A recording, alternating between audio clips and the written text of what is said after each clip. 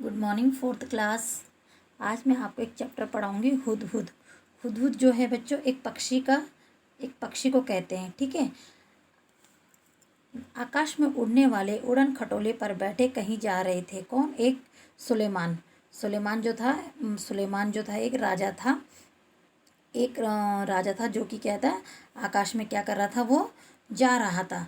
तो क्या हुआ कि आकाश में जब वो उड़न खटोले में जा रहा था तो बहुत ज़्यादा गर्मी थी। ठीक है। और सुलेमान जो था धूप से बहुत ज़्यादा परेशान हो गए थे।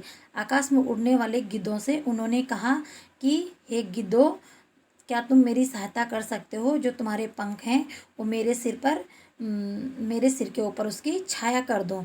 पर गिद्धों ने ऐसा करने से साफ क्या कर दिया बच्चों, मना कर दिया। उन्होंने बहाना करते हुए कहा कि हमारे तो इतने छोटे छोटे गर्दन हैं जिनमें क्या है, पंख भी नहीं हैं, तो हम आपको कैसे हवा कर सकते हैं। सुलेमान आगे बढ़ा और कुछ दूर जाने से गया और उनके जो मुखिया थे उनसे पूछा, लेकिन सुलेमान से क्या कर दिया, उन्होंने मना कर दिया। लेकिन सुलेमान जैसे ही आगे बढ़े तो उनकी जो नज़र गई वो किन पे गई, हुदहुदों पर गई। फिर उन्होंने क्या किया, हुदहुदों के जो मेन मुखिया थे उनसे भेंट करी, उनसे मुलाकात करी। ठीक है। जो सुलेमान ने फिर उनसे क्या करी, हेल्प मांगनी चाहिए कि मुझे बहुत गर्मी हो रही है, क्या आप मुझे थोड़ा छाया दे सकते हो? तो वे लोग तो बहुत क्या थे, चतुर थे। मतलब उनका जो पूरा ग्रुप था वो बहुत क्या था, चतुर चालाक था। ठीक है। उन्होंने फौरन अपने दल के सभी हुदूदों को क्या कर दिया, इकट्ठा करके क्या किया, बादशाह सुलेमान के ऊपर छाया कर दी। सुलेमान बोले, मैंने गिद्धों से मदद मांगी, लेकिन वो मेरी मदद कर सकते थे, लेकिन उन्होंने क्या कर दिया, साफ मना कर दिया। तुम गिद्धों से छोटे तो हो पर चतुर अधिक हो। तुम सब ने मिलकर मेरी क्या कर दी, सहायता कर दी। मैं तुमसे क्या हुआ, बहुत ज़्यादा खुश हूँ, बहुत ज़्यादा प्रसन्न हूँ। मैं तुम्हारी कोई इच्छा पूरी करूँगा, मैं तुम्हारी कोई भी इच्छा पूरी कर सकता हूँ। तुम कोई भी ऐसा वरदान मांगो कि जो तुम्हें चाहिए। मुखिया ने कहा, महाराज मैं अभी कुछ नहीं मांगूंगा, जब मैं अपने साथियों के साथ क्या करूँगा, एक मीटिंग करूँगा, एक सलाह करूँगा, तब मैं अपनी इच्छा बताऊँगा। मुखिया ने साथियों की सलाह करने के बाद जो मुखिया था उन्होंने क्या किया, अपने जो साथी थे, अपने जो फ्रेंड्स थे, अपना जो ग्रुप था, उनसे सलाह करने के बाद महाराज से बोला कि महाराज आप हमें ऐसा वरदान दीजिए जिनके सिर पर सोने की कलगी निकल आए। महाराज जो थे सुलेमान है, वो हंस कर बोले कि ठीक है, परंतु मुखिया इसका फल क्या होगा, यह तुमने कभी सोचा है?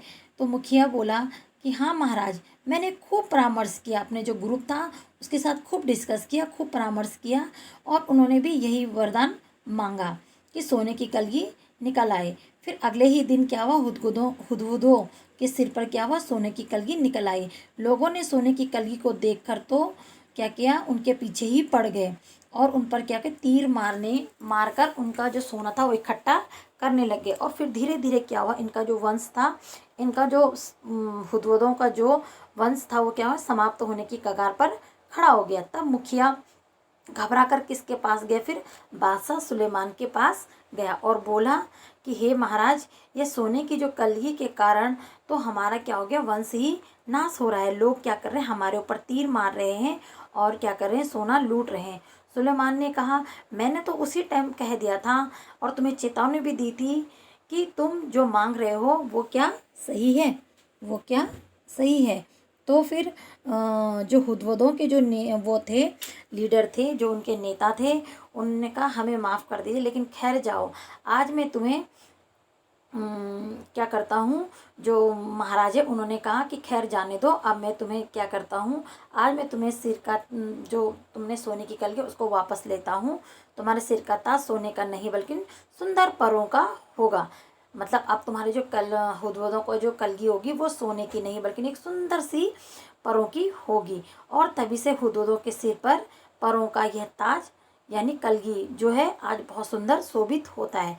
ठीक है। धीरे धीरे क्या हुआ कि जो वो थे, जैसे ही किसी तरह की होती हैं यह चौकन्ना वाले परों का फैला होता है, तब यह कलगी देखने में हूबहू कितनी सुंदर पंखे जैसे वाली लगती थी।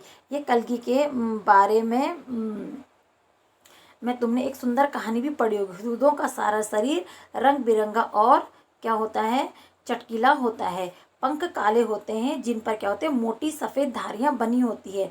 गर्दन का जो अगला हिस्सा होता है वो बादामी रंग का होता है, छोटी सी बादामी रंग की होती है, मगर उनके सिरे काले और सफ़ेद होते हैं। दुम का भीतरी जो हिस्सा होता है वो सफ़ेद और बाहरी हिस्सा कैसा होता है बेटा, काले रंग का होता है। चोंच पतली, लंबी तथा तीखी होती है।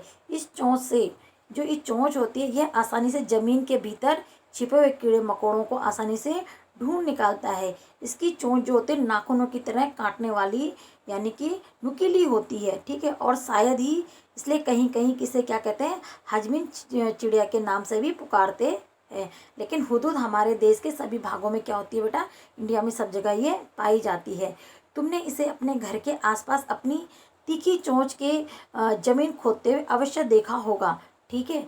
बोलते समय ये 3 बार क्या कहती है, हुप हुप हुप, यानी कि कुछ कहने की कोशिश करता है, कुछ कहता है, इसलिए इसे अंग्रेजी में हुपू कहा जाता है। हिंदी में इसे हुदहुद कहते हैं। दूब में कीड़ा ढूंढने के कारण हमारे देश में कहीं का पे इसे पदबोया भी कहते हैं। और सुंदर कलगी की वजह से ये कुछ देशों में लोग इसे शाह सुलेमान कहकर भी पुकारते हैं। मादा हुदहुद 3 से 10 तक अंडे देती है। जब तक बच्चे अंडे से बाहर नहीं निकल पाते वह अंडा पर बैठी रहती है, हटती नहीं है, और ना ही भोजन लाकर उसे क्या कहते हैं, जो नर होता है वो क्या कहता है, भोजन लाता है, उसको खिलाता है। दोनों में से कोई भी घोंसले की सफाई नहीं करता। संसार में जितने भी वर्ल्ड में विख्यात पक्षियों में से यह एक बहुत खूबसूरत और सुंदर है, ठीक है। और यह अपनी सुंदरता के लिए पूरे वर्ल्ड में मशहूर है, मतलब फेमस है। और इसे पालतू यानी घर में नहीं पाल सकते, ठीक है। और ना ही इसकी बोली में मिठास है। ये भी जो मैंने आपको पढ़ाया है ये पार्ट, ये बहुत ही अच्छी स्टोरी है बच्चों, आप इसे ध्यानपूर्वक सुनना। Thank you.